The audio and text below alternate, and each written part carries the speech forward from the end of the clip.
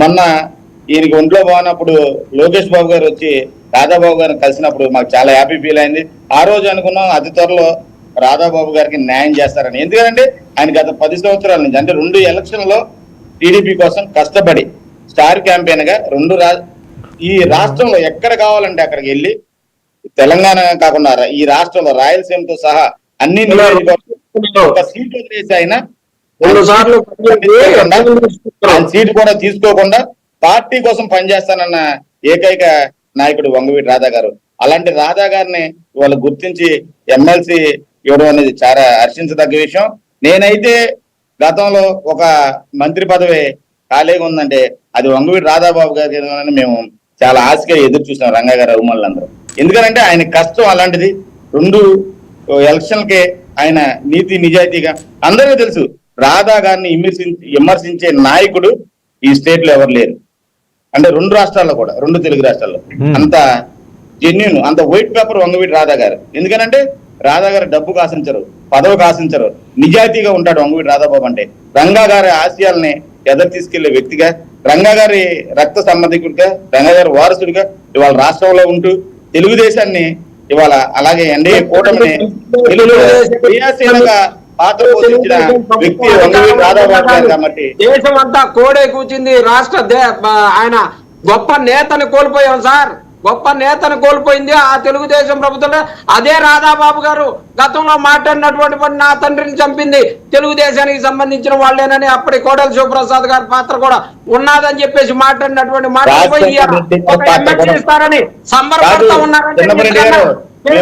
రాజశేఖర రెడ్డి గారి పాత్ర కూడా ఉందని మీ గవర్నమెంట్ లో ఉన్నప్పుడు కేసు రీఓపెన్ చేయమని మేము లెటర్లు ఇచ్చాం. ఏం చేశారు అప్పుడు మీరు? మీకు రంగా గారి మీద ప్రేమ, రంగా గారి అబ్బాయి మీద ప్రేమ ఉంటే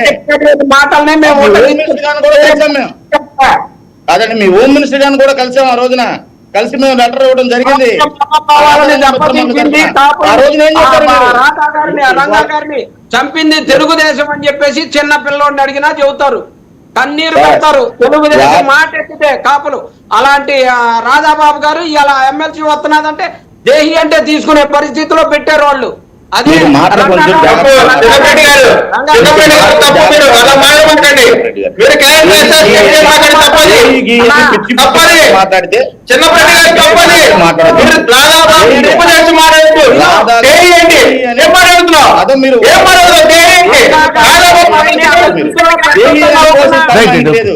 దేహి అని అడుకోవాల్సిన కర్మ మీకుంది.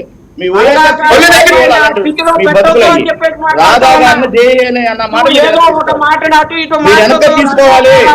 వర్మ గారు చిన్నప్పటి గారు అనవసరంగా రెచ్చగొట్టే వ్యాఖ్యలొద్దు. అనుకోవాల్సిన పనిలే ఆయన అడుక్కున్నాడని చెప్పేసి నేను మాట్లాడలేదు.